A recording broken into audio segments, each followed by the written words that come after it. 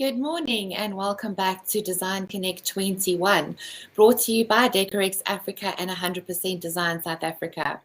It's so great to come together yet again as an industry as we inspire and share knowledge over the next few days.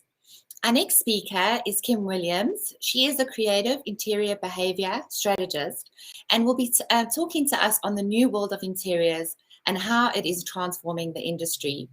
A little bit about Kim. She really is a well-respected entrepreneur and runs a full-service Cape Town interior design studio. She is known for her unique approach to interiors, which blends creative, behavioral, and design strategies. And Kim has carved a niche for herself and is focused on designing interior spaces. Her passion centers around designing to positively impact the physical and emotional health of her clients so that they can live the best possible life at home and at work. So we can't wait to hear your talk. Over to you, Kim. Hi, Anita. Thanks so much for having me in the studio. It's been very exciting. And I think to our listeners, thank you for joining us and sharing this experience. I think it's been a very interesting time, but also very exciting, I think, from a design perspective. And that's really what I wanted to talk to you about today. I think we know that the world has changed. It's not new. These are facts. We've been debating it a lot as specialists in our fields. And we are continuously thinking about how this is going to play out now and into the future. And the answer is that we don't really know. We don't really know what the future holds, but what we do know is that we can already see the effects of it in our daily lives. Understanding the importance of our spaces has become far more vivid and playing out much more than ever before. I don't know about you, but I find like every conversation is consumed by COVID. People anticipating what comes next, where does it go, and how does this play out? We know we're at the beginning of a new decade. We know that design is no longer design. And why do I say that? I think you'll see as we evolve, there's some key things that I want to talk to you about specifically, in that I don't believe that the way in which we approach design will ever be the same again. I believe that as designers, we are requiring a whole new skill set that will accelerate us into what I believe is a world of interior intelligence that requires a multifaceted approach to be far more than just designers, not just to be knowledgeable about product, about design, application or process, but how do we actually create new experiences for our clients? How do we create a new set, a new reality? How do we evolve the story from where we've landed? Today, I wanted to share some of my own story because I believe that our stories are extremely relevant in how we're approaching design and what it means for the role that we're actually playing. And then I wanted to share some of the behavioral clues that we are seeing around us that I think is fundamental to us as we're approaching designing, whether it's a corporate space, residential spaces, and how we navigate that. And then I'd like to leave you with a gift at the end of this presentation. So I hope that you see this through. So without further ado, let me start at the beginning and explain to you the relevance of this. So I was born with a club foot. I started the world just as all of you did, on our knees. I just happened to stay there a little longer than most. And specifically because my foot just looked pretty much like a club foot, and it just slowed down my progression in terms of walking. And in my family, any kind of obstacle is seen as a challenge, never an issue. So I certainly progressed, and I certainly never held me back. But it did take me down another trajectory. It did give me another perspective. I stayed on my knees longer than the average kid, and I found myself staying indoors a lot more than the average person. My bedroom became like my canvas, and I spent hours in my room moving my furniture around, understanding how things affected people when they came into my space, when they moved out of my space, changing how people even moved in my space, dreaming of what that space could look like, how it would look, what would I do differently. And it was the beginning, I think, of my career as a behavioral strategist and interior designer. I just didn't know it at the time. Why is this relevant, and why do I want to share my story with you? think at the beginning of COVID, it was such a shock to all of us. We all expected it to be sort of 2 weeks, and of course it wasn't. And now we're 2 years down the line. But at the beginning of COVID, once again, I found myself indoors trying to get perspective on my life. I'm just like all of you did. And I realized then that I had something to share, that my story did matter, and that I could help a whole lot of people during COVID, which I did. So I started a blog called My Yellow Room, which began really as a set of tips and stories and anecdotes of helping people through COVID, which sort of grew legs. And then as I created this perspective, I realized, and started to create this perspective, should I say, I realized that the way in which we're going to approach design is evolving. Why do I say that? So what's important has changed from our spaces. I think understanding the influence of interiors on behavior, and also understanding how behavior influences interiors, is quite a fascinating thing. When you observe how people respond to color, when you understand how your story affects you, when you understand when people walk into your business or shop or into a retail space, why they do what they do, would you design it differently? Of course you would. It is about understanding more fundamentally how our external environment affects us, what we do, how we produce, what we don't produce, what do we like, the size of spaces, darkness, light. We've been taught all these fundamental principles as interior design, but I think we've got to take it to the next level. And I think we've got to do this because space, our internal spaces, the spaces we're seeing in our microenvironment, are playing a far greater role in our lives than ever before. And I don't think it's going to end. And this we've seen at the onset of COVID. And I think because people have studied these spaces so critically, starting to understand how things affect them far more than they ever have, all of a sudden we are seeing some things change around us, and much, much more interest in what we do for a living, in building and renovation, and also understanding that a space is no longer just a space. It's deepened and evolved. So what are we actually seeing? I think over the last 2 years, besides the reality of COVID itself, we're seeing how spaces are affecting us directly and indirectly in everything. How we think, what we do, how we feel, when the space has been a small space, when we feel confined, when we weren't allowed to even go outside to exercise, how our spaces affected us. We saw this firsthand, and everybody's story changed in that moment. But I think also what changed is that we fundamentally have understood that spaces play a very fundamental role in how we move forward as human beings. We're seeing an accelerated interest in our interior environments and what this is going to do to shape our lives in the future, not just physically, but I also think on a virtual reality. I also believe that on some level, controlling our environments has given us a sense of comfort, because if I can control my immediate space, I can control almost on some level of what's happening around me. It's given us a sense of accomplishment to evolve the space, to make it work better for you, to make you feel better. What's very interesting, though, is that I'm seeing that designers are extracting a lot of new information from clients, what I'm calling interior design intelligence. Pieces of information that is giving us a lot more insight into clients' stories, businesses' stories, brand values, and the experiences that we are having to create for them. What this means, what they want to achieve in the corporate workspace and in our home. It's not just about how it looks and functions anymore. It's different. It's different for every person, and it's different because everybody has a different story to tell and a different contribution to make. And I believe that our role is going to be very much about how we help shift perspective and deliver this new reality. And how are we going to do this? I first want to give you some insights into some clues on the behaviors that are telling us how things are shifting, and that it's not just about what's on trend or what is coming down the line, but really about creating new realities and experiences for people.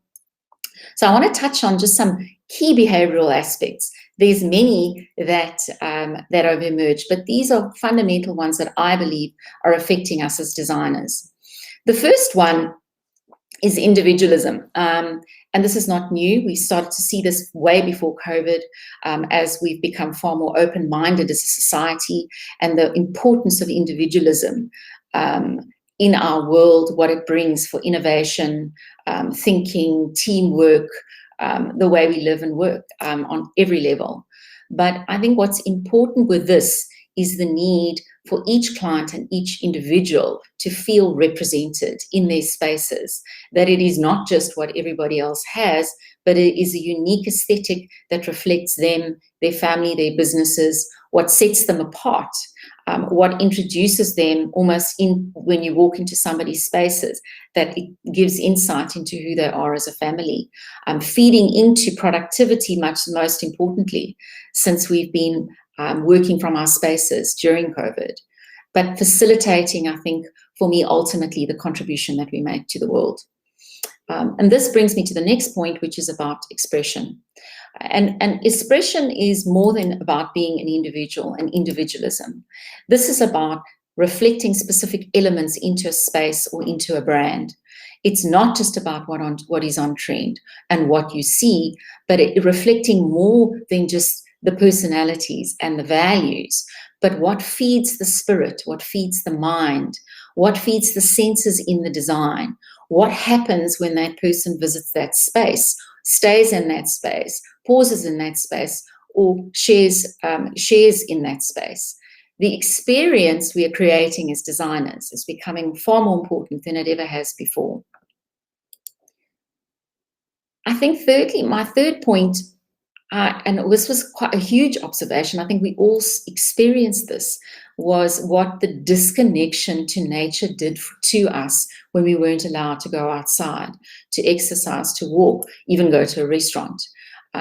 We've become far more aware of our external environment and the importance of nature in our lives and what it does to feed us as human beings, the need to explore the world, to feel the sun on our face, to heal our souls. These were things that we took for granted.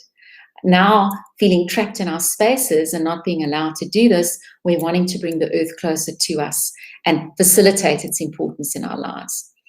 We saw the emergence of biophilia just before lockdown. We predicted it as a key trend in the world as the new generation makes us more aware of the importance of the earth. And this is going to stay. We are seeing as designers the need to bring in a lot more nature into our spaces. Plants have become the most favorite decor item. Won't do a room without them anymore. But also I think it's more than that. It's the importance of nature, the products we're using, how we're designing, and I think it's going to continue to evolve. And it's also the contribution that I think it's made to healing people in their spaces. Not just on a physical level. We know it's been proven scientifically over and over the health benefits of a good environment, but psychologically, how it needs to feed us and what we do on a daily basis. The next key thing was the loss of connection with people, with spaces, losing our freedom. This elevated mindful living and purposeful living and working. I found with most of my clients, we were creating some kind of meditative places where there was specific functionality that needed to take place, where people needed to come together, move apart. Also this blurring of time during COVID, I don't know your experience, but mine certainly, where time just seemed to blur from one thing to another. So it is been quite interesting from that perspective. Managing the mind has become key. Understanding your productivity cycle in your space, being aware of how you think and how it affects your connection to everything you do. The importance of practice and ritual in design is fundamental. We are being the knowledge that we are needing to have about how to do this, to create different chill zones, meditative spaces, understanding the effect of water, light, places to come together, places to disconnect, to be purposeful and purposefully disconnect from the internet, from technology, from people. I think there was a question, Anita. I don't know if you want me to go there now. I think moving into... I think let's keep the questions till the end. You just keep going. Thanks. Okay. Thanks. So looking at my favorite emergence or behavioral trend that we've noticed is it's been around nostalgia. It's about our need to create memory in spaces. There's psychologically, the research is showing that we found like we've lost memory, the inability to meet with family, to be with people, to go out, to travel. So somehow we've brought this into our spaces. And we know as designers that things move in cycles, and we're always looking back to look ahead. But creating memory in spaces when we cannot create them in a larger environment is fundamental. Something I always think is important to bring in, whether it's an art piece, an old piece of pop art, retro, and to understand what different people and businesses connect with. It's been very interesting that how people have resonated with a lot of the old energies, pop culture, playful living, and creating more fun in the spaces than we've seen than ever before. The last key clue for me is our need to create comfort for ourselves, to self-soothe during these difficult times, to connect with things that make us happy, where we become completely comfortable and feel safe in our spaces. Faith, I forget her surname for a second now, I wrote a book many years ago called Cocooning. It was Faith Popcorn. And already predicting our need as individuals that this be coming with the emergence of technology in our spaces. And I think this is accelerated even more now during COVID. And so the use and the combination of color, memorabilia, fabric, shape, design, incorporating nature, using all of these elements to create new kinds of spaces, to bring a new sense of comfort, of belonging and purpose is very important. A room is no longer just a room. So why am I bringing these key clues to you, and what am I wanting to share with you today? I believe that our role as interior designers is accelerating into a world of what I'm referring to as interior intelligence. And I think there's 5 fundamental things that we are going to have to become more aware of during this next phase of design, which excites me on no end. And I think it's firstly to understand that we are creating new sets for our clients. They are where that set, they are the center of their universe. With so much focus on design, we are creating new life sets and new life stages for them. We are going to be creating new realities for them. And I believe we're going to accelerate those spaces more and more. We will become the new storytellers. And our job is going to be helping clients create environments and businesses to write those stories and experiences, to create real purpose and meaningful living through design, to connect individuals, brands, businesses to an experience they either want to make, create, or give. It's going to be about new expression, using all the tools at our disposal, technology, color, light, repurposing, new design, architecture, zoning.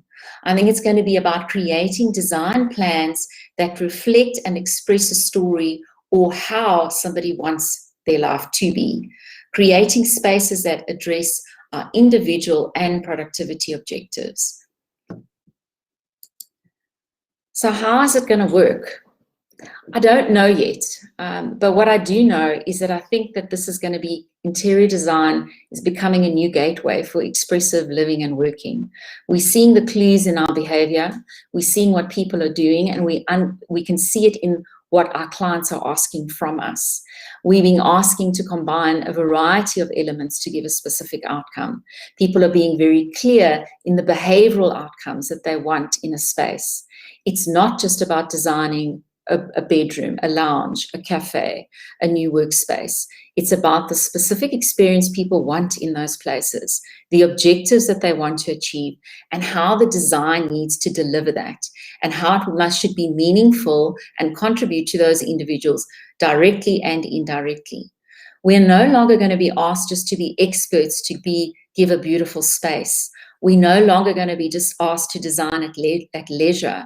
We're going to be asked to bring about change that affects a family, affects a business, and helps integrate a community. I'm very excited about this. It means creating new realities for people that live in these spaces. It'll be about facilitating thinking and forming behavior, not just about creating a beautiful aesthetic. I want to leave you with a thought. In summary, to what I believe our roles are going to be in this new world of design. And it's David Jones is a very famous photographer, and the story is inspired by his work. I studied a lot of his work over time. Love his photographs. National Geographic used to be one of my favorite magazines. And you'll see on this image is a photograph that he took of a dandelion. Many of you might know the story or not, but it's quite an inspiring story. And he tells the story about how he's tasked to go and take photographs of the flowers in spring, which is quite apt, seeing that we're moving into springtime. Anyway, and he arrives, it's a bit of a walk up the mountain, and he leaves later than he should, and he gets to the top of the mountain and he thinks, oh, the light is not right. So he leaves, thinks, I'll come back later, I'll come back tomorrow, as the story goes. But tomorrow doesn't come. And anyway, weeks pass, months pass, and he's got to meet a deadline. So he thinks, well, I better go back. So he goes back, sets off a little earlier before, but he gets there, and of course the flowers are gone. All he finds is a field of dandelions. And he thinks, well, what am I going to do now? I've got a field of dandelions, I've got a deadline. He thinks, well, I'm here, let me take photos of the dandelions. And he decides they're going to be photos of dandelions, he's going to take photos of dandelions. So he gets in the field and he's taking photos of dandelions, and he's in them and he's out them. And the next thing, there's this ray of light as the sun hit the dandelion. And what you see is that photograph that he took. There was the moment where the dandelion wasn't just a dandelion. It was a beautiful object, which has become one of his most famous photographs.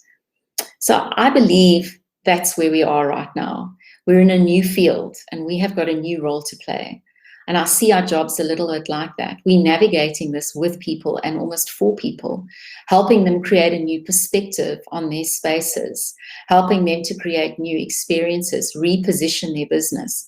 And I believe we've got a role in rewriting people's story and recreating that, accelerating healing from what's taken place, and ultimately helping people move forward. So I'm excited about what lies ahead. And I think the culmination of this work over the last few weeks has led me to actually write a book from my yellow room. And as part of my parting gift to everybody that is here today, the book is coming out, the ebook, in the next 2 weeks. And Anita will share more about how you will receive your free copy. Over to you, Anita. Thanks, Kim. Yeah, that was amazing and so inspirational. I could listen to you for hours. And a big thank you for your beautiful book as a gift. I can't wait to read it. So we will be emailing all our viewers that are listening today an email from Decorex, and there will be a unique code that you can use with a link to download the book for free. We really are excited to read more about your journey. I think the story is so beautiful, how it's actually impacted who you are now, and you know what you've learned out of those lessons from your yellow room. I can't wait to read it. So thanks, Kim, for today, and we'll talk soon. Thanks, Anita. Thanks to all our viewers and listeners. Our next talk will be at 11. We have Jason Wells in association with the KSA. His topic is Pimp Your Kitchen, a change in attitude towards your choices in materials, your colors, textures within your kitchen space. So we'll see you back at 11. Thanks, Anita, everyone. you want me to deal with the question that was asked? Yes, sorry. No, Definitely not at all. question, Yeah. sorry. I think the question was about how to bring out a client's unique individualism. Correct. My experience with it is been trying to almost take a step back from the design and to understand the story. When we're starting to understand what someone's story is, even if they don't understand what the aesthetic is or even what they like, you can begin to put the pieces of the puzzle together. So what the history is, whether it's from a cultural perspective, the background, how they've got to where they are.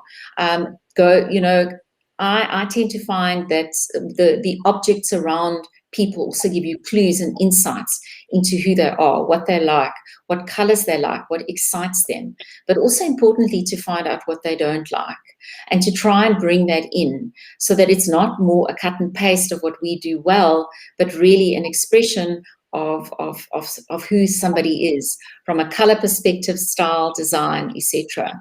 I think the story is the key starting point to all of that. Stunning. Okay, we have another question.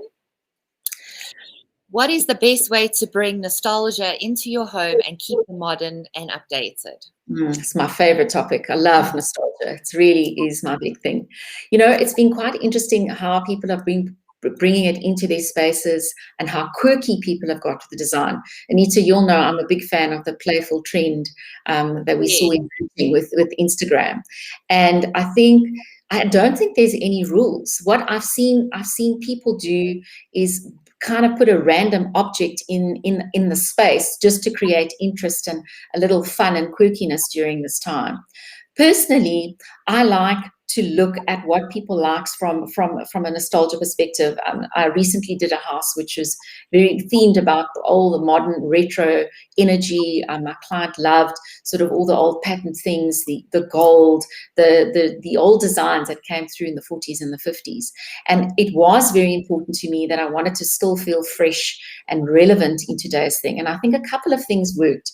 Is looking at the availability of modern product that will create that same site of setting, making sure that it's not just all one theme, that you're bringing not too much of one thing, that you're combining texture, color, and elements, and that you're not putting too many of one theme into a space, that you're keeping that trend kind of and the flow from the time you walk through the door to the very last room, that there's that same sort of sense of energy and feeling when you're walking through, and then combining it with a client's own memory is what's worked for me when looking at aspects of nostalgia.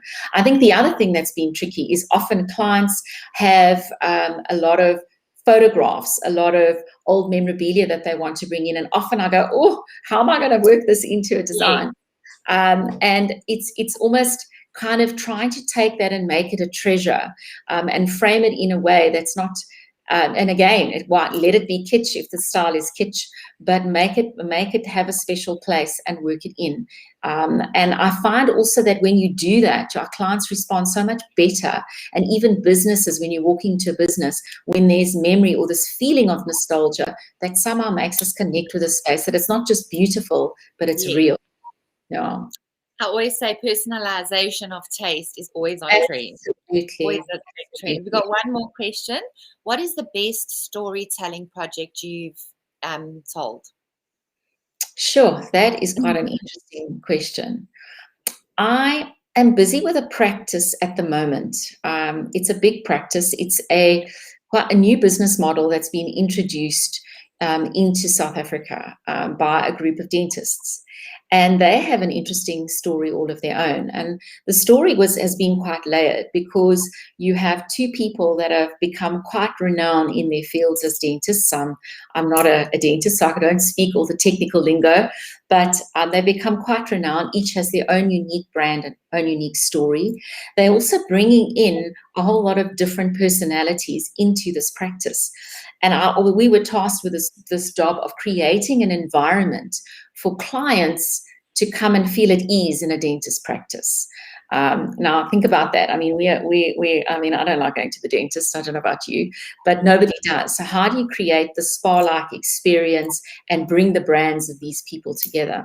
So we're going to be revealing that soon. But the process of it has been weaving in to create one story and journey into the experience of this practice. So from the time that they actually, clients will walk into that practice, the experience that they will have to make them feel relaxed, to be integrated into this process, and also for the work of these individuals to be reflected in a way that is not intimidating, but makes our clients feel safe. So I'm quite excited to share that. I'll keep you engaged with that, because I think that for me it wasn't just about a individual or a family. It was about many individuals and what they're trying to bring to the world and how the contribution that they want to make. Stunning. I want to go to that dentist. You're gonna have to. I'd love it if you come, Anita. So how do we get hold of your book? So I know we're giving it to everybody now via the email. We're going to email everybody with a link and a code. But for the other people that want to purchase it, well, if anybody is interested, up until the book is launched in the next 2 weeks, you can go to my website, kimwilliams.co.za, and simply subscribe. And all my subscribers will receive a free copy. It's a free subscription. It's just to belong to the Kim Williams design community. And thereafter, the book will be available on Amazon as well as on my website to purchase. Okay, and that's it. No more questions. You are printing a hard copy, I hope. I have, at this stage, I haven't. It's an ebook, and we're going to see. At the moment, we'll see what happens on Kindle, but there have been a few requests coming through, so I might just do that, Anita. Yes, I'd love to have one on my coffee table. Thanks, Kim. Really enjoyed Thanks, Anita. Thanks for inviting me, and all the best for the rest of the day. Thanks to everyone who joined us. Keep well. You too. We'll see you all at 11 for Jason Wells for On the Kitchen Trends. Thank you.